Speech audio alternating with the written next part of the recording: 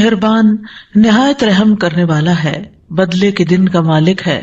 ہم صرف تیری ہی عبادت کرتے ہیں اور صرف تجھی سے مدد چاہتے ہیں، ہمیں سیدھا راستہ دکھا۔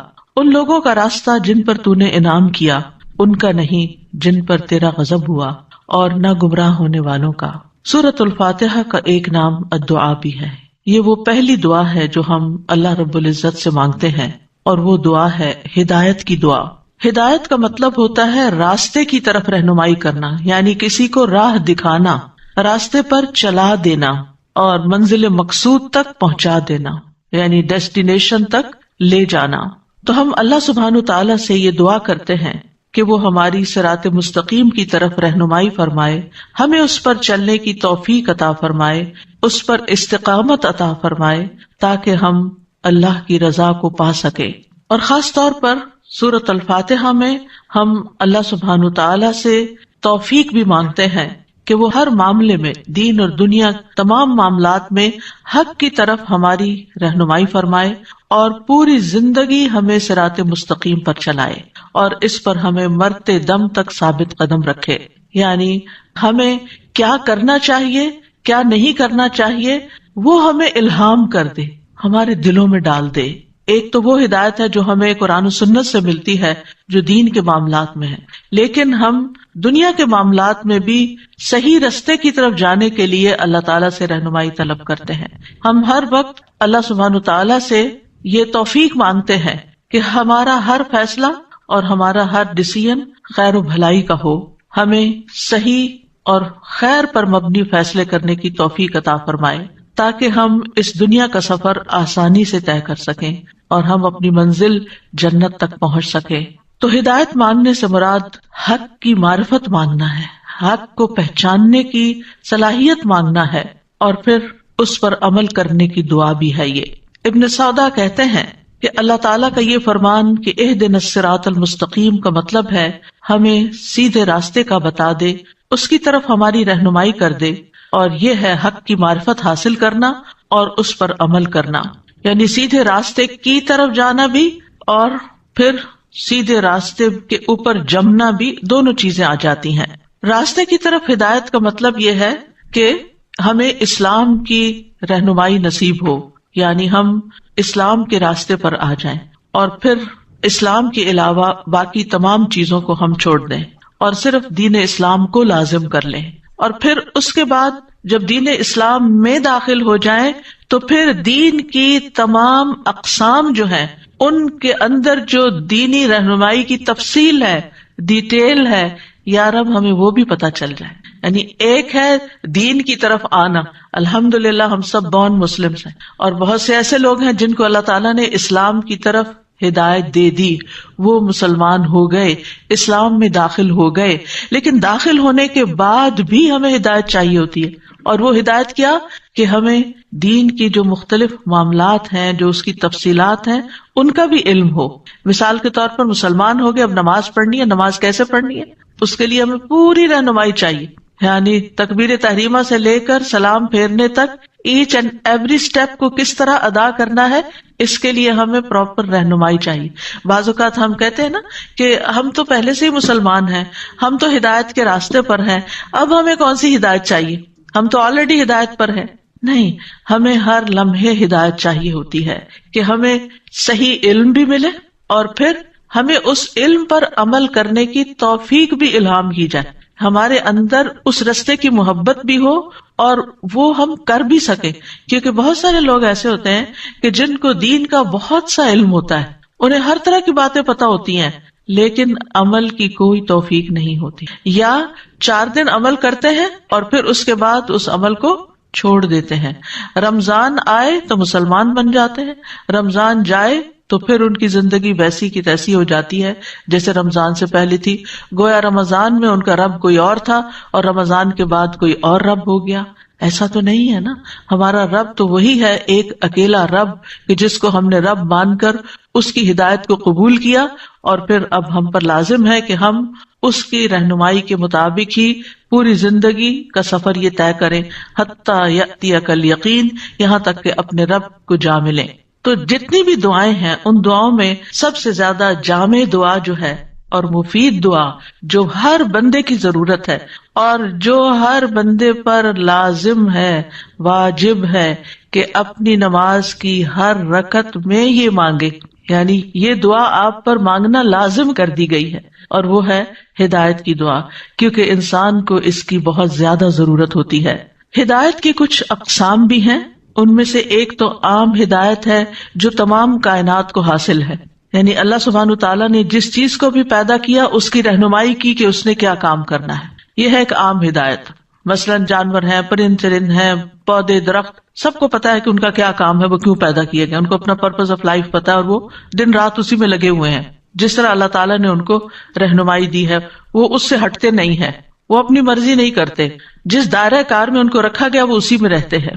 الذی خلق کل شیء ثم ھدی، اللہ تعالیٰ نے ہی پیدا کیا اور پھر ہدایت بھی دی۔ والذی قدر فہدی، اللہ نے مقدر کیا، تقدیر بنائی، پھر رہنمائی بھی کی۔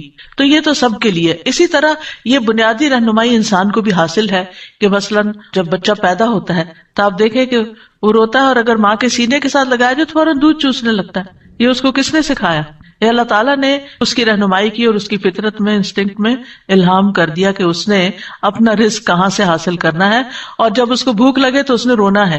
یعنی ماں تو نہیں سکھاتی کہ تم رو کر مجھے بتاؤ کہ تمہیں بھوک لگی ہے۔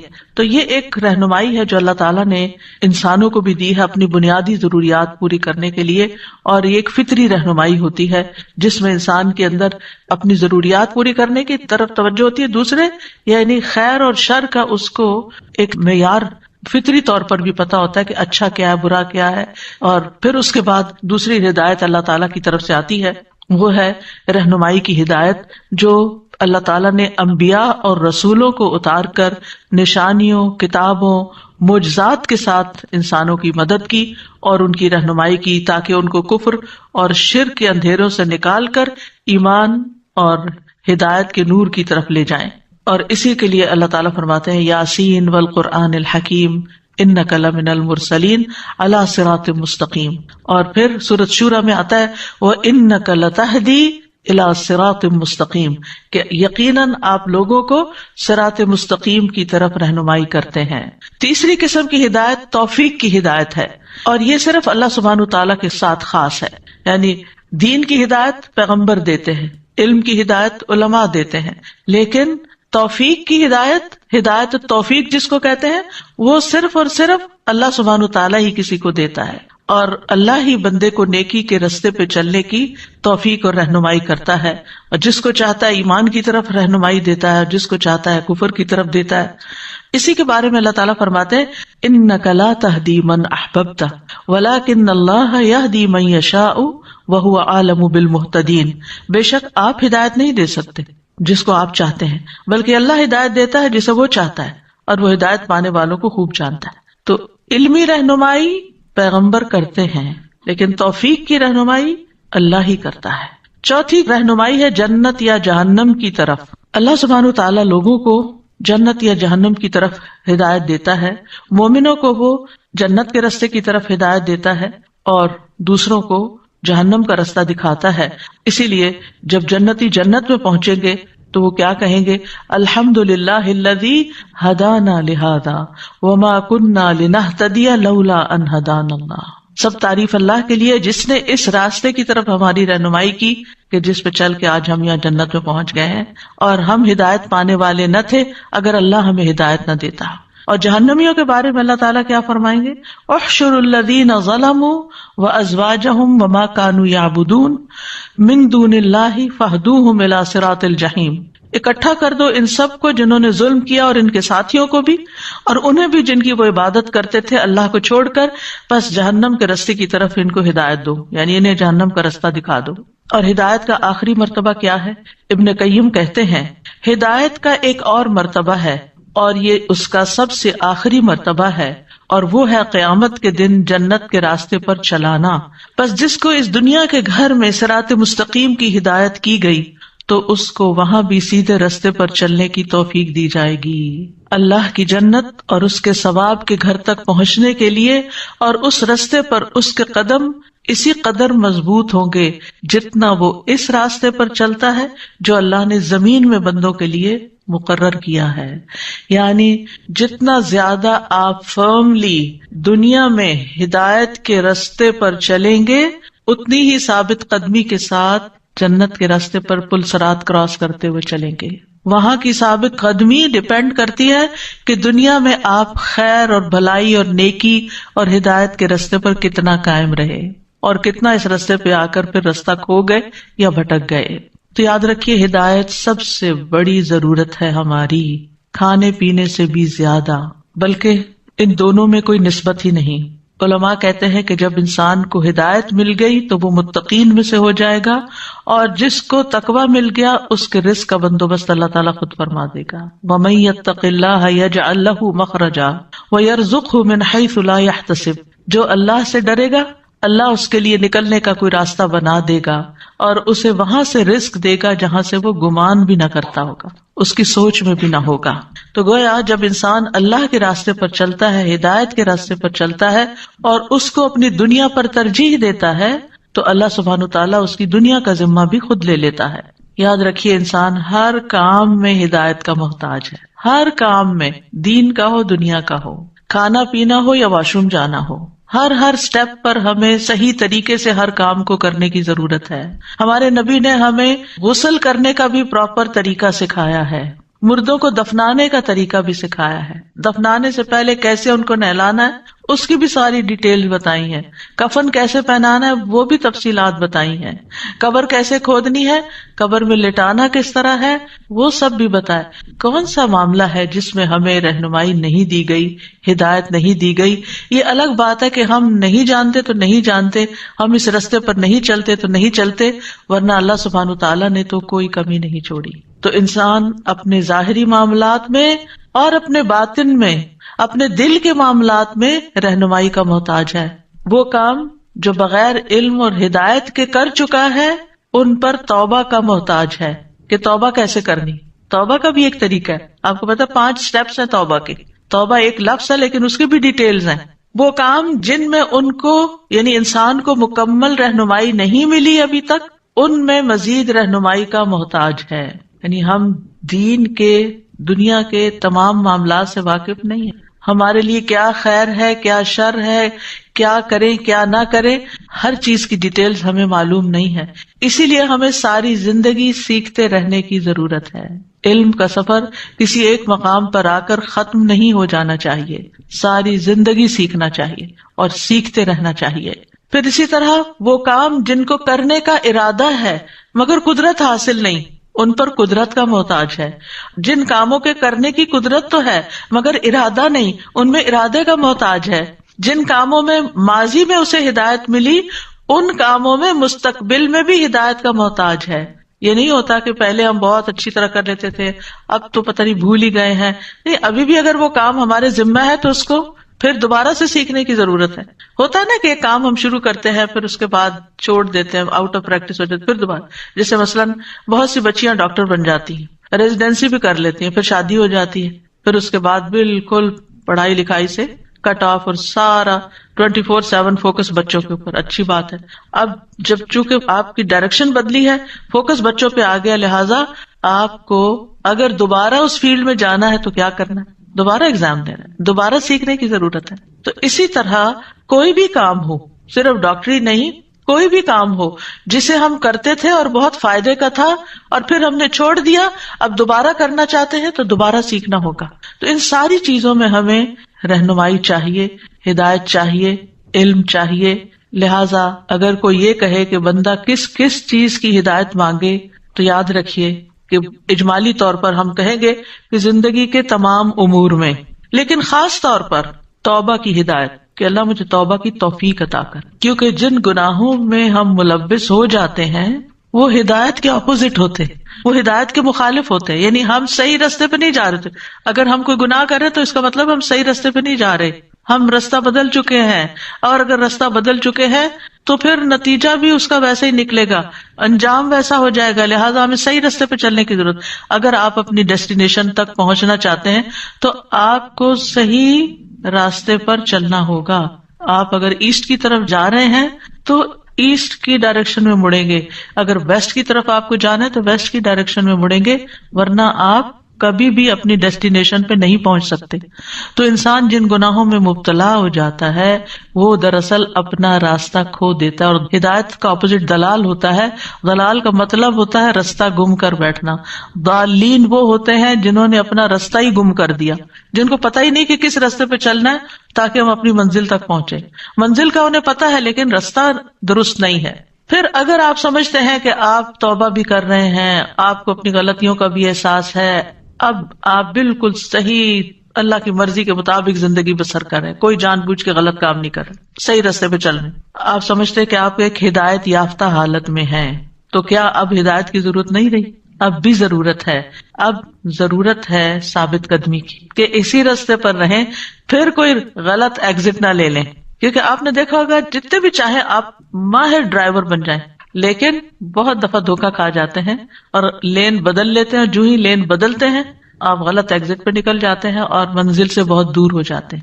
لہٰذا اگر آپ سمجھتے ہیں کہ اس وقت رمضان کا مہینہ ہے اور آپ بہت اچھی طرح ہر چیز پوری کر رہے ہیں، نمازیں بھی وقت پر ہو رہی ہیں، روزے بھی ٹھیک جا رہے ہیں، دین بھی سیکھ رہے ہیں، قرآن بھی پڑھ رہے ہیں، سب اچھا ہو رہا ہے، لیکن کتنا خطرہ ہے کہ رمضان ختم ہوتے ہی پھر ہم وہی کام نہ شروع کر دیں جو پہلے کرتے رہے. تو اس راستے پر استقامت کی ضرورت ہے، اس کے لیے ہدایت کی دعا کرنی چاہیے. پھر مستقبل میں ہدایت کی ضرورت ہے، کیونکہ آہستہ آہستہ سیچوریشن آنے لگتی ہے نا، ہم ایک کام کرتے ہیں پھر تھوڑا سا کم ہوتا ہے پھر تھوڑے دنوں کے بعد بیٹھ جاتے ہیں. نہیں، ہمیں نیکی میں آگے بڑھنا ہے، ہمارا آنے والا کل پاسٹ سے زیادہ بہتر ہونا چاہیے. پھر اسی طرح اگر ہم ہدایت اور تقوی پر ہیں تو ہمیں مزید تقوی چاہیے. وَآتَاهُمْ تَقْوَاهُمْ. اور پھر یہ کہ کامل ہدایت چاہیے، مکمل ہدایت چاہیے، ہیئر اینڈ دیئر، چھوٹی موٹی نہیں کہ کچھ یہ کر لیا کچھ وہ کر لیا، کچھ دین کچھ دنیا. ویسے تو دنیا منع نہیں ہے لیکن دنیا میں غلط کام منع ہے. لیکن جب ہم دنیا کا نام لیتے ہیں اس کا مطلب یہی لیتے ہیں کہ اپنی مرضی سے جینا. تو نہیں، ہمیں اس دنیا میں اپنی مرضی سے نہیں جینا، اس دنیا میں ہمیں اللہ سبحانہ تعالیٰ کی مرضی سے جینا ہے، تاکہ کل قیامت کے دن اللہ تعالیٰ پوچھے کہ بتا تیری رضا کیا ہے، آج تیری مرضی کیا ہے، تو کیا چاہتا ہے. تو انشاءاللہ اگر ہم اللہ تعالیٰ کے بتائے ہوئے راستے پر رہتے ہیں اور ثابت قدمی اختیار کرتے ہیں تو اللہ تعالیٰ کی ملاقات بہت ہی خوشگوار ایکسپیرینس ہوگا. کیونکہ آپ سوچئے کہ اگر اللہ تعالیٰ آپ کو یہ بتا دے کہ اے بندے میں تجھ سے راضی، اس سے بڑی خوشی کیا ہوگی. یہ اسی کو پکار آئے گی جو دنیا میں اللہ سبحانہ تعالیٰ کی رضا پر چلتے چلتے زندگی بسر کر رہا ہے. تو بہرحال ہم سب کو ہدایت پر استقامت کی ضرورت ہے. آج ہمارا موضوع بھی یہی ہے کہ ہدایت پر ثابت قدمی کی دعائیں، کہ ہمیں کچھ کام کرنے بھی ہیں اور پھر دعائیں بھی کرنی ہے. استقامت کتنی ضروری ہے، اللہ سبحانہ تعالیٰ نے اپنے نبی محمد صلی اللہ علیہ وسلم کو سورۃ ہود میں حکم دیا، وَاسْتَقِمْ كَمَا أُمِرْتَ. جیسے آپ کو حکم دیا گیا ہے اسی طرح آپ ثابت قدم رہیے. کسی کی مخالفت سے، کسی کے جھوٹے پروپیگنڈے سے، لوگوں کی اذیت والی باتوں سے آپ اپنا راستہ نہیں چھوڑیں گے. ہم جب دیکھتے ہیں کہ لوگ ہماری مخالفت کر رہے ہیں کسی بھی کام میں، دین کے کام میں، ہم وہ کام ہی چھوڑنے کو تیار ہو جاتے ہیں. لوگوں کو نہیں چھوڑتے، کام چھوڑ دیتے ہیں. گویا دوسرے لفظوں میں اللہ کو چھوڑ دیتے ہیں اور بندوں کو خوش کرنے میں لگ جاتے ہیں. جبکہ ہونا کیا چاہیے کہ انسان اللہ ہی کو راضی کرے. تو اگر پروفٹ صلی اللہ علیہ وسلم کو استقامت کا حکم دیا گیا ہے تو پھر ہر بندے کی کیا ضرورت ہے؟ استقامت. یعنی ہم میں سے ہر ایک شخص کو ہدایت پر استقامت کی سخت ضرورت ہے. اور دل بدلتا رہتا ہے، دل کی حالت بدلتی رہتی ہے، اس لیے ہدایت پر قائم رہنا نہایت ضروری ہے. حضرت ام سلمہ سے پوچھا گیا، اے ام المومنین، جب رسول اللہ صلی اللہ علیہ وسلم آپ کے پاس ہوتے تو کون سی دعا بکثرت پڑھتے تھے؟ انہوں نے کہا، آپ زیادہ تر یہ دعا پڑھتے، یا مقلب القلوب ثبت قلبی علی دینک. اے دلوں کو الٹ پلٹ کرنے والے، میرے دل کو اپنے دین پر ثابت قدم رکھ. جب آپ سے اس دعا کی وجہ دریافت کی گئی کہ آپ تو ہدایت پر ہیں اور یعنی آپ پر وحی آتی ہے، اللہ تعالیٰ سے براہ راست آپ کا کنیکشن ہے، تو آپ کے لیے کیا ضرورت ہے اس کی؟ آپ نے فرمایا، ہر آدمی کا دل اللہ تعالیٰ کی انگلیوں میں سے 2 انگلیوں کے درمیان ہے. اس کی مرضی ہے کہ جس کو چاہے راہ ہدایت پر ثابت رکھے، جس کو چاہے گمراہ کر دے. اور اس سے بہت ڈر لگتا ہے، کیونکہ بعض اوقات جب یہ سننے میں آتا ہے کہ کوئی شخص دین میں بہت آگے تھا اور پھر اس نے سب کچھ چھوڑ دیا اور دوسری راہ پہ نکل گیا، تو بہت دکھ ہوتا ہے اور اپنی ذات کی پریشانی لگ جاتی کہ یا اللہ تو ہمیں ثابت قدمی عطا فرمانا. ابن قیم کہتے ہیں بندے کو جب یہ علم ہو جاتا ہے کہ اللہ دلوں کو پھیرنے والا ہے اور اللہ بندے اور اس کے دل کے درمیان حائل ہو جاتا ہے اور اللہ ہر روز ایک نئی شان میں ہوتا ہے اور وہ جو چاہتا ہے کرتا ہے، وہی فیصلہ کرتا ہے جو وہ چاہتا ہے، اور یہ کہ اللہ سبحانہ وتعالیٰ جس کو چاہتا ہے ہدایت دیتا ہے، جس کو چاہتا ہے گمراہ کرتا ہے، جس کو چاہتا ہے اس کا مرتبہ بلند کر دیتا ہے اور جس کا چاہتا ہے مرتبہ گرا دیتا ہے. اور جیسا کل ہم نے پڑھا تؤتی الملک من تشاء وتنزع الملک ممن تشاء وتعز من تشاء وتذل من تشاء. تو یہ بندہ اسباب سے بے خوف نہیں ہوتا کہ اللہ اس کے دل کو نہیں پھیرے گا اور اللہ اس کے اور اس کے دل کے درمیان حائل نہیں ہوگا اور دل کو سیدھا کرنے کے بعد اس کو ٹیڑھا نہیں کرے گا. یعنی جب بندے کو یہ پتا چل جاتا ہے تو پھر بندہ فکر میں پڑ جاتا ہے کہ اللہ تعالیٰ تو کچھ بھی کر سکتا ہے، تو میرے عمل تو ایسے نہیں ہے کہ جن پر میں بھروسہ کروں اور میں سمجھوں مجھے کچھ نہیں ہوتا. نہیں. اور اللہ سبحانہ تعالیٰ نے اپنے مومن بندوں کی تعریف اس آیت میں کی ہے کہ ربنا لا تزغ قلوبنا بعد اذ ہدیتنا وہب لنا من لدنک رحمہ انک انت الوہاب. اے ہمارے رب، ہدایت دینے کے بعد ہمارے دلوں کو ٹیڑھا نہ کرنا اور ہمیں اپنے پاس سے رحمت عطا فرما، بے شک تو ہی بہت عطا کرنے والا ہے. اپنے پاس سے رحمت عطا فرما. تو اگر دلوں کے ٹیڑھا ہونے کا ڈر نہ ہوتا تو اللہ کے یہ بندے اللہ سے یہ دعا نہ مانگتے. اور دل پلٹنے کی مثال کیسے ہے؟ رسول اللہ صلی اللہ علیہ وسلم نے فرمایا بے شک دل کو قلب اس لیے کہا جاتا ہے کیونکہ وہ الٹ پلٹ ہوتا رہتا ہے، اور دل کی مثال تو اس پر کسی ہے جو کسی درخت کے تنے کے ساتھ لٹکا ہوا ہے. دل بھی آپ دیکھیں نا ایسی شیپ اس کی ایسی ہی ہے، کچھ وہ اسے الٹ پلٹ کرتی رہتی ہے، کبھی سیدھا کبھی الٹا، یعنی لٹکی ہوئی چیز جب ہوا کے تھپیڑوں سے آگے پیچھے ہوتی رہتی ہے. تو ہمارے آس پاس بھی خواہشات کی، شکوک و شبہات کی آندیاں چلتی رہتی ہیں اور دل ہلتے جلتے رہتے ہیں. مقداد کہتے ہیں میں نے رسول اللہ صلی اللہ علیہ وسلم کو فرماتے ہوئے سنا آدم کا دل اس ہنڈیا سے بھی زیادہ تیزی کے ساتھ بدلتا ہے جو خوب کھول رہی ہو. یعنی اس طرح چینجز آتی ہیں انسان کے دل میں. انبیاء ایمان کی کمی یا اس کے زوال سے خوف کھاتے تھے، اسی لیے ابراہیم علیہ السلام نے یہ دعا مانگی تھی وَجْنُبْنِي وَبَنِيَّ أَن نَعْبُدَ الْأَصْنَامَ، کہ مجھے بھی اور میری اولاد کو بھی اس بات سے بچائے رکھنا کہ ہم بتوں کی عبادت کریں. ابراہیم علیہ السلام دعا مانگ رہے کہ یا اللہ میں کبھی بتوں کی عبادت نہ کروں. یوسف علیہ السلام نے کیا دعا مانگی تھی؟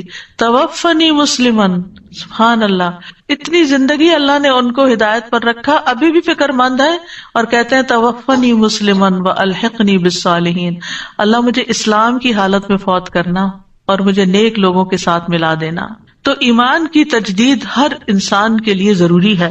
نبی صلی اللہ علیہ وسلم نے فرمایا یقیناً ایمان تمہارے پیٹوں میں اس طرح پرانا ہو جاتا ہے جس طرح کپڑا پرانا ہو جاتا ہے، بس تم اللہ سے سوال کیا کرو کہ وہ تمہارے دلوں میں ایمان کی تجدید کرتا رہے. اسی لیے پھر ہم ہر نماز میں دعا کرتے رہتے ہیں اہدنا الصراط المستقیم، یعنی ہر نماز کے بعد پھر ہم واپس لوٹیں اپنی جگہ اور پھر صحیح رستہ اختیار کریں اور موت تک یہ حالت رہے ہماری. ولا تموتن الا وانتم مسلمون، اور تمہیں ہرگز موت نہ آئے مگر اس حال میں کہ تم مسلم ہو. اور پھر آپ دیکھیے کہ ایک دنیا کا صراط ہے اور ایک آخرت کا صراط ہے. دنیا میں صراط مستقیم ہے جس کی ہم ہدایت مانگتے ہیں، جس پہ چلتے رہنے کی توفیق اور استقامت کی توفیق مانگتے ہیں. اور ایک ہے آخرت میں جنت میں پہنچنے کے لیے ایک برج، پل صراط جس کو کہتے ہیں، اس پر بھی بہت پھسلن ہے اور اس پر بھی ثابت قدمی کی بہت ضرورت ہے. جتنا انسان کا قدم اللہ کی طرف جانے کے راستے میں مضبوطی سے جم جاتا ہے اتنا ہی اس کا پاؤں صراط پر جمے گا اور جنت میں جانے کے لیے اس کو آسانی ہوگی. جس رفتار سے وہ دنیا میں صراط مستقیم پر چلے گا اسی رفتار سے وہ پل صراط پر چلے گا. کچھ لوگ بجلی کی تیزی سے وہاں گزر جائیں گے، کچھ لوگ پلک جھپکنے کی مانند گزر جائیں گے. تو ہم سب اپنا جائزہ لیں کہ ہم اس دنیا میں کتنی تیزی کے ساتھ ہدایت کی بات کو قبول کرتے ہیں، اس پر عمل کرتے ہیں اور پھر اس پر قائم رہتے ہیں. یہ ڈٹرمن کرے گا کہ آپ پل صراط پر کس طرح گزریں گے. یعنی انسان اپنے پل صراط پہ چلنے کی رفتار کو دنیا میں صراط مستقیم پر چلنے کی رفتار سے ناپ لے، یعنی پورا بدلہ ہے. هل تجزون الا ما کنتم تعملون. تو دنیا میں جیسے اعمال ہوں گے ویسا ہی پل صراط پر معاملہ ہوگا. نبی صلی اللہ علیہ وسلم نے فرمایا پل صراط سے لوگ اپنے نور کے مقدار کے مطابق گزر جائیں گے. بعض وہ ہوں گے جو آنکھ جھپکنے کی دیر میں گزر جائیں گے، بعض وہ ہوں گے جو بجلی کی طرح، جیسے بجلی چمکتی ہے نا اتنی دیر میں گزر جائیں گے، بعض بادلوں کی طرح گزریں گے. یہاں آپ کو قریب میں بادل اڑتے نظر آتے ہیں نا، تو آپ نے دیکھا ہوگا کبھی کبھی بادل ذرا سے تیز چل رہے ہوتے ہیں، کبھی آہستہ. قیامت کے دن بھی پلسرات پر بھی کچھ لوگ اسی رفتار سے چل رہے ہوں گے اور پھر جا پہنچیں گے اپنی منزل کو. کچھ لوگ ستاروں کے ایک دوسرے پر حملہ کرنے کی طرح گزر جائیں گے، کچھ لوگ آندھی کی طرح گزر جائیں گے، کچھ لوگ گھوڑوں کے دوڑنے کی طرح گزریں گے، کچھ آدمیوں کے دوڑنے کی طرح گزریں گے جیسے انسانوں کی دوڑ ہوتی ہے. پھر اس کے گزرنے کی باری آئے گی جس کو روشنی اس کے پاؤں کی پشت پر دی گئی، وہ چہرے، ہاتھوں اور پاؤں کے بل رینگ رینگ کے گزرے گا، جیسے کرال کرتے ہیں نا ایسے کر کے پل صراط سے پار کرے گا. تو ہر ایک کا وہاں معاملہ مختلف ہوگا. دنیا میں بھی آپ دیکھیں کہ ایک سڑک ہوتی ہے لیکن ایک گاڑی پرانی ہوتی ہے اور ایک گاڑی نئی ہوتی ہے، ایک لیٹسٹ ماڈل کی ہوتی ہے، تو ان دونوں کی رفتار میں بہت فرق ہوتا ہے. تو اگر دین کے معاملے میں بھی ہم اپنے علم پر صحیح طور پر اور جلد عمل کرنے والے ہوں گے اور اس پر جمے ہوئے ہوں گے تو انشاءاللہ وہاں بھی آسانی ہوگی. اب وہ کیا اسباب ہیں کہ جن کی وجہ سے ثابت قدمی نصیب ہوتی ہے؟ کیا کریں کہ ثابت قدم رہیں؟ سب سے پہلے تو اس بات پر یقین کہ اللہ ہی ثابت قدمی عطا کرتا ہے. یثبت اللہ الذین آمنوا بالقول الثابت فی الحیات الدنیا وفی الآخرہ. اللہ ان لوگوں کو جو ایمان لائے پختہ بات کے ساتھ خوب قائم رکھتا ہے، دنیا کی زندگی میں بھی اور آخرت میں بھی. دوسرا، ایمان اور تقوی کو لازم کر لینا. یا ایھا الذین آمنوا اتقوا اللہ وآمنوا برسولہ یؤتکم کفلین من رحمتہ ویجعل لکم نورا تمشون بہ. ایمان اور تقوی کی وجہ سے نور نصیب ہوتا ہے جس سے انسان اس راستے پر چلتا رہتا ہے. تیسری چیز ہے قرآن کو مضبوطی سے تھام لینا، قرآن کو پکڑ لینا، قرآن سے مسلسل رہنمائی لینا.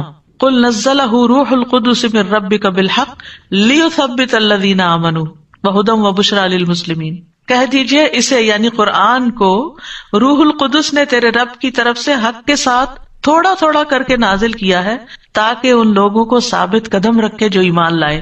اگر آپ ہفتے میں 2 دن بھی ویکینڈ پر بھی قرآن کلاسز جاری رکھتے ہیں 5 دن جاب کر کے، تو آپ دیکھیے کہ یہ تھوڑا تھوڑا بھی بہت فائدہ مند ہو جاتا ہے. انسان اس ڈوز کو لینے کے بعد دائیں بائیں ہونے لگتا ہے تو پھر دوبارہ ڈوز مل جاتی ہے اور پھر دوبارہ اور پھر دوبارہ. تو کوئی نہ کوئی آپ مستقل ایسا طریقہ رکھیں، اپنے آپ کو باندھ لیں. یہ نہیں کہ ایک کورس کرنے کی حد تک، دس از اے لائف ٹائم جرنی، ساری زندگی کا سفر ہے. جب یہ ہاتھ سے چھٹے گا اندھیروں میں چلے جائیں گے. لہٰذا تلاوت کے ساتھ، حفظ کے ساتھ، اس کے فہم، تدبر، اس میں غور و فکر اور اس کے معنی کی ڈیپتھ میں جاتے رہیں. یہ ہے ثابت قدمی کا ذریعہ. لیثبت الذین آمنوا. پھر علم کے راستے پر لگے رہنا. نبی صلی اللہ علیہ وسلم نے فرمایا جو شخص کسی راستے میں حصول علم کی خاطر چلا ہو تو اللہ اسے جنت کی راہوں میں سے ایک راہ پہ چلا دے گا. جس طرح کا راستہ ہوگا ویسی ہی آگے جنت ہوگی. پھر کیونکہ علم جو ہے وہ سینے کو کھولتا ہے، وسعت پیدا کرتا ہے، حتیٰ کہ سینہ پوری دنیا سے زیادہ وسیع ہو جاتا ہے. اس کے برعکس جہالت سینے کو تنگ کرتی، اس کو بند کر دیتی ہے، اس کو قید کر دیتی ہے. تو جتنا جتنا بندے کا علم بڑھتا جاتا ہے اس کا سینہ کھلتا جاتا ہے. یعنی یہ اس علم کی وجہ سے ہوتا ہے جو رسول اللہ صلی اللہ علیہ وسلم سے ہمیں وراثت میں ملا ہے، جس کو علم نافع کہا جاتا ہے. پھر ہے انبیاء اور صالحین کی سیرت کو پڑھنا. یہ ہو نہیں سکتا کہ آپ کسی صحابی کی سیرت پڑھیں اور آپ کے آنسو نہ آئیں، ہو نہیں سکتا. ان کے ایمان قبول کرنے کے واقعات، ان کے استقامت کے واقعات، ان کے عبادت کے واقعات، ان کے صدقہ خیرات کے واقعات، یعنی پوری ایک رہنمائی ہے ان کی زندگی میں. خواتین ہوں یا مرد حضرات ہوں، صحابہ میں سے جو بھی ہوں، صحابیات ہوں، صحابہ کرام ہوں، ان کی زندگیاں ہمارے لیے مشعل راہ ہیں اور ہمارے لیے عمل کرنے کو آسان کر دیتے ہیں. لہٰذا کوئی نہ کوئی ایسا سلسلہ جاری رکھیں، یعنی اپنے ساتھ اپنے مطالعے کے لیے. یا آج کل تو الحمدللہ نیٹ پر بھی بہت کچھ اویلیبل ہے، لیکن صحیح کی تلاش آپ کا کام ہے کہ ایسی سیریز جو ہیں، سیرت کی سیریز جو ہیں یا سیرت صحابہ کی سیریز جو ہیں، ان کو اگر آپ اپنے سننے کا ایک معمول بنا لیں تو آپ کو استقامت نصیب ہوگی کہ صحابہ آخر دم تک جمے رہے، ہمیں بھی اسی رستے پر رہنا ہے. اسی طرح انبیاء کے واقعات ہیں جن میں آپ دیکھیں کہ ابراہیم علیہ السلام کی ثابت قدمی آخر وقت تک، موسیٰ علیہ السلام کی ثابت قدمی، کلا انما معی ربی سیہدینی، میرے ساتھ تو میرا رب ہے، وہی مجھے ضرور ہدایت دے گا۔ فرعون کے جادوگروں کی ثابت قدمی۔ اگلی بات ہے اللہ کی راہ میں محنت اور کوشش کرتے رہنا۔ اللہ تعالیٰ کا فرمان ہے وَالَّذِينَ جَاهَدُوا فِينَا لَنَهْدِيَنَّهُمْ سُبُلَنَا، اللہ کے دین کی خدمت کے لیے وقت نکالنا۔ کوئی نہ کوئی ایسا کام ضرور کریں، ہفتے میں ایک دن 1 گھنٹے کے لیے ہی کر لیں، 4 لوگ بیٹھ جائیں، کوئی نہ کوئی سکھانے کا کام کریں، چاہے بچوں کو کریں، چاہے بڑوں کو کریں، چاہے گھر والوں کو کریں، چاہے اپنے ہسبینڈ کو کچھ سکھائیں بتائیں اگر ان کے پاس ٹائم نہیں پراپر سیکھنے کا۔ ہماری ایک اسٹوڈنٹ ریسنٹلی ان کی ایکسیڈنٹ میں وفات ہوئی اور ان کے ہسبینڈ بچ گئے اور وہ جس سائٹ پر تھی وہاں سے گاڑی لگی اور وہ آن دا اسپاٹ ان کی ڈیتھ ہو گئی۔ تو ان کے ہسبینڈ کی آڈیو میں نے سنی، وہ کہہ رہے تھے کہ جس وقت اس کی وفات ہوئی ہے وہ قرآنی اور مسنون دعاؤں میں سے پڑھ کے میرا پروننسیشن ٹھیک کروا رہی تھی، اور وہ یہ دعا پڑھتے ہوئے اس کی ڈیتھ ہوئی۔ اور آ رہی تھی ایک اس نے کووڈ میں ایک کورس شروع کروایا تھا آن لائن، اور ان لوگوں کا وہ کورس ختم ہوا تو انہوں نے انوائٹ کیا کہ اب حالات اچھے ہو گئے، ہم آپ سے ملاقات چاہتے ہیں، آپ ہمیں آ کے درس دیں۔ اور جو ہی انہوں نے یعنی درس دینے کے بعد واپسی کا رستہ اختیار کیا تو ایکسیڈنٹ ہو گیا اور اسی میں وفات ہو گئی۔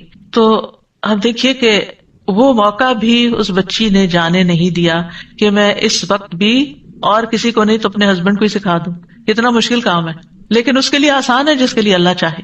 ہماری محبت کا تقاضا کیا ہے کہ ہم جو خیر خود سمیٹتے ہیں اس میں سے ان کے ساتھ بھی شیئر کریں، اور جب آپ عاجزی اور محبت کے ساتھ کریں گے تو ضرور وہ بھی لیں گے، کیونکہ ہم استاد بننے کی کوشش کرتے ہیں جو کہ درست نہیں۔ تو اگر ہم آرام سے، پیار سے، محبت سے ان کے ساتھ وہ علم شیئر کریں گے جو ہم لیتے ہیں تو انشاءاللہ ان کو بھی فائدہ پہنچے گا۔ یعنی دنیا میں کوئی ایک بندہ بھی آپ کو ایسا نہیں ملتا کہ جس کے ساتھ آپ نالج شیئر کر سکیں، کیونکہ اس شیئرنگ کے ساتھ آپ کے اندر استقامت آتی ہے، موٹیویشن آتی ہے، اور آپ کا علم پختہ ہوتا ہے۔ ایک ہوتا ہے لینا اور ایک ہوتا ہے پھر دینا۔ جب آپ دینے لگتے ہیں تو پھر آپ جم جاتے ہیں، پھر آپ کو خود بھی اس میں لطف آنے لگتا ہے، پھر آپ اس رستے میں اور کوشش کرتے ہیں، مزید سیکھتے ہیں۔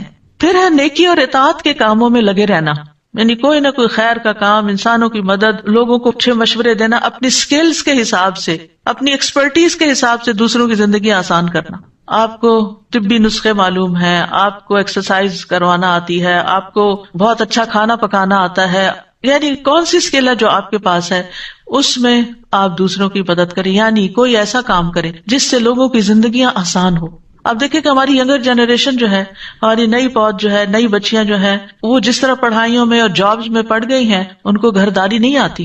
اب ان کو گھرداری سکھانا، کیونکہ ایک عورت کا گھر بنتا نہیں جب تک وہ گھر کو گھر نہیں سمجھتی یا گھر چلانا نہیں جانتی۔ یعنی آپ کسی بھی گھر میں مہمان کی طرح نہیں رہ سکتے، آپ کو اس کو اون کرنا پڑتا ہے، اور جب آپ کسی چیز کو اون کرتے ہیں تو پھر آپ کو ٹیک کیئر کرنی پڑتی ہے، اس کی رسپانسبلٹی لینی پڑتی ہے، اور اس کام کو کرنے کا پھر طریقہ سیکھنا پڑتا ہے۔ اور آج کی بات ہی نہیں، ہم سب اچھی طرح جانتے ہیں جب ہماری شادی ہوئی تھی تو ہم کتنے ماہر تھے مختلف کاموں میں، ساتھ ہی سیکھا نا، اپنے آس پاس، دائیں بائیں، آگے پیچھے۔ لیکن ہمارے اور اب کی جنریشن میں ایک بڑا فرق ہے، ہم خاندانوں کے اندر رہتے تھے جس میں صرف ماں نہیں سکھاتی تھی، صرف ساس نہیں سکھاتی تھی، کوئی پھپھی، کوئی چچی، کوئی مامی، کوئی دوست، کوئی ہمسائی، کوئی کچھ، اور اب ان سارے رشتوں کی جگہ لے لی ہے یوٹیوب نے، اور جو کچھ سیکھنا وہاں سے، لیکن وہاں سے ایکسپیرینس نہیں آپ کو ملتا۔ وہ آپ کو ایک ریسیپی تو دے سکتے ہیں، اس کو دیکھ کے آپ 4 چیزیں جوڑ توڑ کے کچھ ملغوبہ بنا سکتے ہیں، لیکن وہ ٹیسٹ نہیں آ سکتا، وہ کوالٹی نہیں آ سکتی جو آپ کسی کو لائیو کام کرتے ہوئے دیکھ کے سیکھتے ہیں۔ تو یہ اسکلز اگر آپ کو آتی ہیں تو آپ اپنی بہنوں کی بچیوں، بھانجیوں، بھتیجیوں، یعنی جس کو بھی آپ کر سکتے ہو ان کو اپنے سے مانوس کریں اور ان کے ساتھ یہ خیر کے کام کریں اور ان کو گھرداری سکھائیں۔ حتیٰ کہ رواداری، یعنی رشتوں کو کیسے نبھانا ہے، یہ بھی نہیں آتا، یعنی بہت پیچھے چلے گئے۔ خاندانی زندگی ہماری بہت کمزور ہو گئی ہے، فیملی لائف بہت ویک ہو گئی ہے، رشتوں کی پہچان نہیں۔ خود ہم اپنے آپ کو دیکھیں، کیا ہمیں اپنے بہنوں بھائیوں کے بچوں کے نام آتے؟ اور اگر ان کے آتے ہیں اور اگر ان کے آگے بچے تو ان کے آتے نہیں۔ یہ قریبی رشتے ہیں جو وراثت میں بھی حصے دار بن جاتے ہیں، لیکن ہمیں ان کی بھی پہچان نہیں رہی۔ تو جب پہچان ہی نہیں رشتوں کی تو صلہ رحمی کہاں سے کریں گے، اور صلہ رحمی نہیں تو زندگی میں برکت کہاں سے آئے گی؟ ہم اپنے ایک خول میں بند ہو گئے، صرف میں، میری زندگی، میری سپیس، میری لائف اور میری پرائیویسی، اس سے زندگی نہیں گزرتی۔ یہ زندگی پرائیویسی کے لیے نہیں ہے، یہ زندگی اگلی زندگی کو بہتر بنانے کے لیے، اور اس کے لیے آپ کو اپنی ذات میں بھی اصلاح کرنی ہے، اپنے خاندان میں بھی کرنی ہے، اپنی ایکسٹینڈیڈ فیملی میں بھی کرنی ہے، اپنی کمیونٹی میں بھی کرنی ہے، اور ایک مسلم امہ کے لیے بھی کام کرنا ہے. لیکن یہ سٹیپ بائی سٹیپ ہوتا ہے. پہلے ایک چھوٹا سرکل درست کیجئے، پھر اس کے بعد بڑا سرکل، پھر بڑا، پھر بڑا، پھر بڑا. کوئی بندہ بڑا کام نہیں کر سکتا جب تک وہ چھوٹا کام نہیں کرتا. 1000 میل کا سفر بھی پہلے سٹیپ سے ہوتا ہے. آپ ایک سٹیپ گھر سے نکالتے ہیں، پھر گاڑی پہ بیٹھتے ہیں، پھر جہاز پہ بیٹھتے ہیں، تو پھر آپ منزل پہ جا کے اترتے ہیں. تو یہ نہیں ہو سکتا کہ آپ گھر بیٹھے بیٹھے امیجنیشن میں کہیں پہنچ جائیں، یا آپ ویڈیو دیکھ لیں خانہ کعبہ کی اور بیٹھے بیٹھے عمرہ کر لیں. یہ نہیں ہوتا. تو آپ کو ان ساری جگہوں پر اپنے رولز پلے کرنے ہیں. یعنی آپ اپنے دائرہ کار جس کو کہتے ہیں نا، کہ آپ کا دائرہ، وہ سرکل کیا ہے جس کے اندر آپ نے یہ ساری ذمہ داریاں پوری کرنی ہیں. اور جتنے بھی ہمارے رشتے بنتے ہیں ان سب رشتوں کو نبھانا ہے.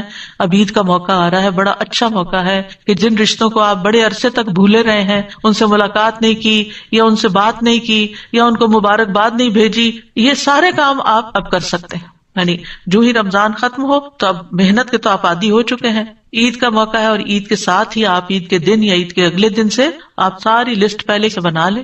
ہونی تو یہ چاہیے پہلے کی لسٹ، اور اب آپ دیکھنا شروع کر دیں کہ کس کے ساتھ کیا معاملہ کرنا ہے. لیکن یہ کہ اگر نہیں بنی ہوئی تو ہم سب کو اس کو آرگنائز کرنا چاہیے. رشتوں کی پہچان بھی ہونی چاہیے، اور پھر ان کے ساتھ ہم نے کیا کرنا ہے وہ بھی ہمیں لکھا ہونا چاہیے. صرف لکھ کے سو نہ جائیں بلکہ کریں بھی صحیح. پھر اس کے بعد یہ کہ اللہ تعالیٰ کے احکامات کی حفاظت کرنے سے اللہ کی حفاظت ملتی ہے. احفظ اللہ یحفظ کا. پھر ایک نیکی اگلی نیکی کا دروازہ کھولنے کا باعث بنتی ہے. ہشام بن عروہ سے مروی ہے، وہ اپنے والد سے روایت کرتے ہیں، وہ کہتے ہیں کہ جب آپ دیکھیں کہ ایک شخص نیک عمل کر رہا ہے تو جان لے کہ اس نیکی کے لیے اور بھی پیچھے نیک اعمال ہیں جس کی وجہ سے اس کو اس نیکی کی توفیق ملی ہے. یعنی ایسا نہیں ہوتا کہ اچانک ہی آپ کو کوئی لا کے کھڑا کر دے کہ اب نیکی کر لو. وہ بندے کو سمجھ ہی نہیں آئے گی میں نے نیکی کیا کرنی ہے. تو اس لیے ایک نیکی کے پیچھے اور بہت سی نیکیاں ہوتی ہیں. ماں باپ کی دعائیں ہوتی ہیں، اور بہت سے لوگوں کی سپورٹ ہوتی ہے. آپ نے لوگوں کے ساتھ تعلق بنا کر رکھا ہوتا ہے، پھر آپ کو موقع ملتا ہے کہ آپ آگے بڑھ سکیں. یعنی جب آپ ایک ڈگری لیتے ہیں یونیورسٹی میں تو وہ ایسے تھوڑی ہوتا ہے کہ آپ چند دن وہاں حاضری لگا کے آگے اور گھر میں چند کتابیں لیٹ کے پڑھ لی اور پھر آپ ایک ڈگری لینے چلے گئے. ایسے نہیں ہوتا. اس کے پیچھے بہت ایک لمبی ایفرٹ ہوتی. مثلاً اس وقت ہر شخص جہاں جہاں تراویح پڑھ رہا ہے وہ امام کے اوپر ضرور رشک کر رہا ہوگا. مجھے تو بہت رشک آتا ہے، بہت زیادہ رشک آتا ہے. یہ خوش قسمت ترین لوگ ہیں یہ کہ جن کو اللہ نے یہاں لا کھڑا کیا. اب وہ رشک تو آ رہا ہے آپ کو، لیکن آپ کو یہ پتا ہے اس کے پیچھے کتنی ایفرٹ ہے. جو امام جتنا اچھا پڑھتا ہے تو میں سوچتی ہوں کہ اس نے اتنی ہی محنت کی ہے. یہ اتنی آواز میں میچورٹی اور اتنا ٹھہراؤ اور ایک رفتار سے پڑھنا، یہ نہیں کبھی اوپر کبھی نیچے کبھی دائیں کبھی بائیں، نہیں، خوبصورت انداز میں جیسے بہتا پانی ہو. تو یہ ساری چیزیں ایک محنت اور اس کے پیچھے بڑی بڑی ایفرٹ ہوتی. کہاں کہاں سے یعنی وہ ہیرے انہوں نے اکٹھے کیے ہوتے ہیں جو آ کے آپ کو پھر رمضان میں ڈیلیور کرتے ہیں. ایک ایک آیت دل پہ کیسے اثر کر رہی ہوتی ہے. اس کے پیچھے ماں باپ کی کتنی محنت ہوتی ہے، استادوں کی کتنی محنت ہوتی ہے، اور گائیڈ کرنے والوں کی کیسی محبت ہوتی ہے. تو یہ بہت ساری چیزیں ہوتی ہیں جب جا کے انسان کو نیکی کرنے کا موقع ملتا ہے. اور اسی طرح باقی نیکیاں بھی. اور وہ کہتے ہیں کہ جب آپ کسی کو دیکھیں کہ وہ برا کام کر رہا ہے تو جان لیں کہ اس برائی کی اور بھی بہنیں ہیں. یعنی یہ برائی یہ صرف یہاں سے نہیں آئی، اس کے پیچھے اور بھی بہت سی چیزیں. مثلاً ایک شخص غصہ کرتا ہے نا، چیختا چلاتا ہے، تو آپ کا کیا خیال ہے کہ وہ ایسے ہی بس ابھی وقتی طور پر اس کے اندر کوئی ابال آ گیا تھا؟ نہیں، اس کے اندر وہ بہت کچھ جمع تھا اور اب وہ پھٹ پڑا ہے. وہ کئی دنوں سے اکٹھا ہو رہا تھا اور اب وہ باہر آ گیا ہے. جیسے لاوا جو ہے اسی وقت تھوڑی بنتا ہے، وہ اندر تھا اور اس کو رستہ ملا اور اس نے باہر تباہی مچا دی. تو ایسے ہی غصہ بھی ایکیومولیٹ ہوتا ہے اور پھر اس کے بعد باہر نکل آتا ہے. اسی طرح بہت ساری اور برائیاں بھی. یاد رکھیے غصہ ایک برائی ہے، گناہ ہے، کوئی اچھی بات نہیں ہے کہ جس کو ہم فار گرانٹیڈ لیتے ہیں. بس مجھے غصہ آ گیا تھا اور بڑے آرام سے کہہ دیتے مجھ پہ شیطان آ گیا. آپ نے آنے کیوں دیا اس کو؟ آپ اتنے کمزور ہے کہ وہ آپ کے اوپر حملہ آور ہو جائے. ٹھیک ہے آ جاتا ہے، ہم سب انسان ہیں، لیکن حضرت عمر بھی تو تھے جن سے شیطان بھاگتا تھا. تو ہم ان کی اقتدا کیوں نہیں کرتے، ان کی پیروی کیوں نہیں کرتے کہ شیطان ہم سے بھاگ گئی. پھر اسی طرح گناہوں کو حقیر سمجھنے سے بچنا ہے. ابن قیم کہتے ہیں گناہ زخم ہیں، وونڈز ہیں، اور کتنے ایسے زخم ہوتے ہیں جو انسان کو موت کی جگہ پر لگتے ہیں. بس جو ثابت قدمی کا شوق رکھنے والا اور اس پر نظر رکھنے والا ہے اس کے لیے یہ لائق نہیں کہ وہ نافرمانی کو معمولی خیال کرے. یعنی کہیں ایسا نہ ہو کہ وہ زخم ہلاک کر دے. اور پھر ایسا نہیں ہو سکتا کہ وہ گناہ سے لذت حاصل کرے یا چھوٹے گناہوں کا ڈھیر لگا دے. قرآن مجید میں آتا ہے فَأَهْلَكْنَاهُمْ بِذُنُوبِهِمْ، ہم نے انہیں ان کے گناہوں کی وجہ سے ہلاک کیا. وہ کہتے ہیں کچھ زخم ایسے ہوتے ہیں جو اچانک حملہ کر دیتے ہیں اور قتل کر دیتے ہیں اور حملہ آور ہو جاتے ہیں اور اپنے صاحب کو تباہ کن حالت تک پہنچا دیتے ہیں اور انتہائی بدترین رہائش گاہ تک لے جاتے ہیں. یعنی سخت قسم کے گناہ میں انسان پڑتا ہے، ادھر ہی موت آتی ہے اور پھر بہت بدترین خاتمہ ہوتا ہے. پھر ہدایت پر ثابت قدم رہنے کے لیے نیک لوگوں کی صحبت اور مجلس اختیار کرنا، ان کے پاس بیٹھنا. اس کا حکم نبی صلی اللہ علیہ وسلم کو بھی دیا گیا، وَاصْبِرْ نَفْسَكَ مَعَ الَّذِينَ يَدْعُونَ رَبَّهُمْ بِالْغَدَاةِ وَالْعَشِيِّ. یہ نہیں کہ عوام کو ضرورت ہوتی ہے نیک لوگوں کے پاس بیٹھنے کی، خواص کو بھی ہوتی ہے، علماء کو بھی ہوتی ہے، ہر ایک کو ضرورت ہوتی ہے کہ وہ دوسروں سے انسپریشن لے اور ان کی وائبز بھی اس کے اندر آئیں، ان کی نیکی اور ان کے تقویٰ اور ان کے ایمان کی قوت اس سے فائدہ اٹھائے. اللہ تعالیٰ فرماتے ہیں اور آپ اپنے آپ کو ان لوگوں کے ساتھ روکے رکھیے جو اپنے رب کو پہلے اور پچھلے پہر پکارتے ہیں، یعنی صبح و شام اللہ کا ذکر کرتے ہیں. ابن قیم اپنے استاد ابن تیمیہ کا حال بیان کرتے ہوئے کہتے ہیں جب ہمارا خوف شدید ہو جاتا اور ہمیں بدگمانیاں ہو جاتی اور زمین ہم پہ تنگ ہو جاتی تو ہم آپ کے پاس آ جاتے اور صرف اتنا ہی وقت لگتا کہ ہم آپ کو دیکھتے، آپ کی گفتگو سنتے تو یہ سب کچھ ختم ہو جاتا. اور یہ سب کچھ یعنی ہمارے خوف اور پریشانیاں شرح صدر، قوت، یقین اور اطمینان میں تبدیل ہو جاتا صرف اس مجلس کی برکت سے، ان کی باتیں سن کے. تو ہم سب کو اس کی ضرورت ہوتی ہے کہ ہم اپنے ایمان کو رینیو کرتے رہیں ایسی مجالس کے ساتھ. لہٰذا آج کی مجلس یا آخری مجلس نہیں، یہ پروگرام کنٹینیو کریں گے ایک ڈفرینٹ سٹائل میں انشاءاللہ تعالی. پھر اہل ایمان کی مجلس تلاش کرنی چاہیے. یعنی انسان کام کے لیے تو پھر کسی کے ساتھ بھی اس کو کام کرنا پڑتا ہے اور کام کرنا چاہیے، لیکن صرف اسی ماحول کا ہی نہ ہو کر رہ جائے. اہل ایمان کی مجلس تلاش کرے کہاں ہے اور وہاں پر جائے اور اس کا اہتمام کرے. معاذ رضی اللہ عنہ نے ایک دفعہ ایک صحابی سے کہا آؤ ہمارے پاس بیٹھو، ہم ایک گھڑی ایمان لے آئیں. یعنی ایک مجلس قائم کریں کہ جس میں ہم اپنے ایمان کی تجدید کریں.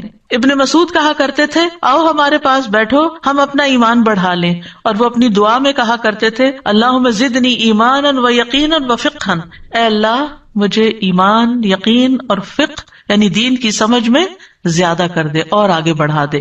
یہ صحابہ ہیں جو یہ دعائیں مانگ رہے ہیں. اور ویسے بھی آپ دیکھیں نا، مومن کا آئینہ ہوتا ہے اور وہ اس کا دفاع بھی کرتا ہے، اور اگر وہ غلطی کرے تو اس کو بتاتا بھی ہے کہ یہ چیز ٹھیک نہیں ہے، اور اس کی غیر موجودگی میں اس کی عزت کی حفاظت بھی کرتا ہے. پھر اسی طرح استقامت کے لیے ضروری ہے کہ فتنوں سے بچائیں اپنے آپ کو. ایسی جگہیں، ایسے لوگ جو فتنہ پیدا کرتے ہیں ان کی کمپنی سے پرہیز کریں، چاہے ورچوئل ہو. بعض اوقات ہم غلط قسم کی ویڈیوز دیکھتے ہیں، غلط قسم کے لوگوں کی باتیں سنتے ہیں، ہم کہتے ہیں ذرا ہمیں پتہ تو چلے یہ کیا سوچتے ہیں، اور پھر کسی طرح وہ سوچ آپ تک بھی ٹرانسفر کر دیتے ہیں. تو اس لیے شر کا دروازہ بند ہی رہے.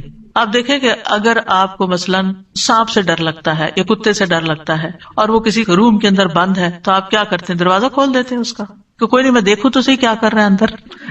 نہیں، ہمیں نہیں دیکھنا کیا کر رہے ہیں. اللہ سبحانہ وتعالیٰ نے ہماری رہنمائی کر دی ہے کہ خیر کیا اور شر کیا ہے. پہلے وہ رہنمائی لے لیں، پھر اس کے بعد اگر کسی شر کا مقابلہ کرنا پڑا تو اللہ تعالیٰ خود رہنمائی کرے گا. پھر زبان کو مستقیم رکھنا.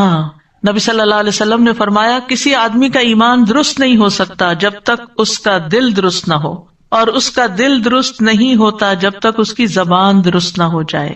سوچیں کیا بولتے ہیں، کس طرح دوسروں سے بات کرتے ہیں، یہ بڑا ہی ضروری ہے، کیونکہ زبان سے بہت سی خرابیاں اور بہت سے فتنے کھڑے ہوتے ہیں اور انسان بہت سی نعمتوں سے محروم ہو جاتا ہے صرف زبان کے غلط استعمال کی وجہ سے. پھر نفس کا محاسبہ کرتے رہیں، نفس کا محاسبہ کرتے رہیں. قرآن مجید میں اللہ تعالیٰ فرماتے ہیں قد افلح من زکاہا، وہ شخص کامیاب ہوا جس نے نفس کو سنوار لیا. ابن المنقدر کہتے ہیں میں نے اپنے نفس کا مقابلہ کرنے میں 40 سال تک تکالیف برداشت کی، یہاں تک کہ میرے نفس کو استقامت حاصل ہو گئی. حسن بصری کہتے ہیں مومن اپنی ذات پر نگران ہے اور وہ اللہ عز و جل کے لیے اپنا محاسبہ کرتا ہے.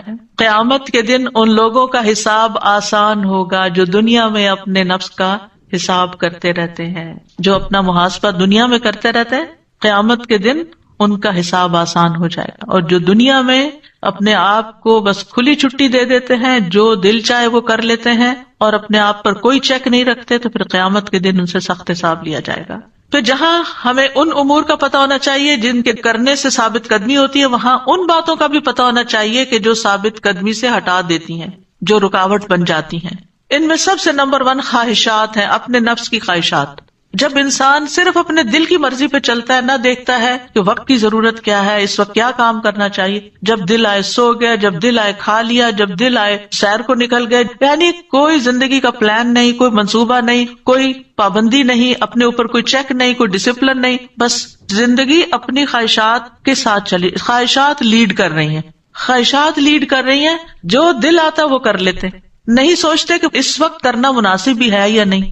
اب مثال کے طور پر آذان ہو چکی ہے اور آپ کہتے ہیں اچھا میں تھوڑی دیر سو لوں، پھر دیکھتے ہیں آذان ابھی تو کافی ٹائم ہے، اور جب آپ اٹھتے ہیں تو نماز کا وقت جا چکا ہوتا ہے یا لیٹ ہو چکا ہوتا ہے۔ اب آپ نے کوئی صحیح کام تو نہیں کیا، یہ کیوں کیا آپ نے؟ اپنی خواہش پر چلتے ہوئے۔ اسی طرح اور بھی بہت ساری چیزیں ہیں، مثلاً ادھر نماز کا وقت ہو رہا تھا، ادھر آپ کہتے ہیں میں ذرا مارکیٹ سے کوئی چیز لے آؤں، بھئی آپ پہلے نماز پڑھے پھر آپ مارکیٹ چلے جائیں۔ تو اگر آپ دنیا میں اللہ تعالیٰ کی ذات کو پرائرٹی نہیں دیتے اور چیزوں کو دیتے ہیں تو پھر آپ کے ساتھ ویسا ہی معاملہ کیا جائے گا۔ پھر دوسری چیز ہے اللہ تعالیٰ کی آیات سے صاف نکل جانا، پڑھ سن سمجھ کے کچھ عمل نہ کرنا۔ پھر ہے خود پسندی اور لمبی آرزوئیں۔ خود پسندی، جو خود کر رہے ہیں بس وہی ٹھیک ہے، جو میرا طریقہ ہے بس یہی سب سے پسندیدہ ہے، بس اپنے طریقے پہ کام کرنا، چاہے 10 لوگ سمجھانے والے ہو، کسی کی بات نہ سننا نہ سمجھنا، اور لمبی لمبی آرزویں رکھنا، یہ کر لیں گے وہ کر لیں گے، لیکن کرنا کرانا کچھ نہیں۔ پھر دنیا کی رنگینیاں، نبی صلی اللہ علیہ وسلم نے فرمایا تمہارے اوپر یقیناً دنیا برسا دی جائے گی، یہاں تک کہ تم میں سے کسی ایک کے دل کو کوئی چیز ٹیڑھا نہ کرے گی مگر دنیا کی مزید طلب، اور دنیا مل جائے اور اچھی ہو جائے اور اچھی ہو جائے، لہٰذا اسی میں ہی دل پھر حق سے، ہدایت سے، دین سے ہٹ جائیں گے۔ پھر بری ہم نشینی، برے کمپینینز، جن کے اندر کوئی اللہ کا خوف نہیں، جن کی زبان کسی کنٹرول میں نہیں، جن کا کوئی دین ایمان نہیں، ان کی کمپنی انسان کو ہدایت سے دور کر دیتی ہے۔ قرآن مجید میں آتا ہے اور جس دن ظالم اپنے دونوں ہاتھ دانتوں سے کاٹے گا، یعنی قیامت کے دن انسان اپنے ہاتھوں کو اپنے ہی دانتوں سے کاٹے گا اور کہے گا اے کاش میں رسول کے ساتھ کچھ رستہ اختیار کرتا، ہائے میری بربادی، کاش میں فلاں کو دلی دوست نہ بناتا۔ فلاں سے مراد کوئی نان مسلم ہو سکتا ہے، کوئی بے دین انسان ہو سکتا ہے، کوئی غلط کام کرنے والا ہو سکتا ہے۔ بے شک اس نے تو مجھے نصیحت سے گمراہ کر دیا، یعنی اس کی باتوں نے تو مجھے حق سے ہی پھیر دیا، اس کے بعد کہ وہ میرے پاس آ گئی تھی، یعنی مجھے ہدایت صحیح رستے کا پتہ چل گیا تھا، لیکن چونکہ میری فرینڈ کی پسند نہیں تھی لہٰذا میں اس پر نہیں چلی۔ اور شیطان ہمیشہ انسان کو چھوڑ جانے والا ہے، اور سب سے بری دوستی شیطان کی دوستی ہے، جو انسان کو غلط رستے پہ لگا کے اس کے بعد دھوکہ دے جاتا ہے۔ اب ثابت قدمی کے فائدے کیا ہوتے ہیں؟ دنیا میں ہی خیر ملنے لگتی ہے انسان کو۔ اللہ تعالیٰ فرماتے ہیں وَأَن لَوِ اسْتَقَامُوا عَلَى الطَّرِيقَةِ لَأَسْقَيْنَاهُم مَاءً غَدَقًا، اور یہ وحی کی گئی کہ اگر وہ راستے پر قائم رہتے تو ہم انہیں ضرور بہت وافر پانی پلاتے۔ پانی سے مراد یہاں دنیا کی نعمتیں۔ پھر خوف اور غم سے نجات کا باعث ہے، سبحان اللہ، ثابت قدمی کی وجہ سے انسان خوف اور غم سے نکل آتا ہے۔ ان الذین قالوا ربنا اللہ ثم استقاموا فلا خوف علیہم ولا هم يحزنون اولئک اصحاب الجنۃ خالدین فیہا جزاء بما كانوا یعملون۔ یقیناً وہ لوگ جنہوں نے کہا اللہ ہمارا رب ہے پھر اس پر خوب قائم رہے تو ان پر نہ کوئی خوف ہوگا اور نہ وہ غمگین ہوں گے، یہی لوگ جنت والے ہیں جو اس میں ہمیشہ رہیں گے۔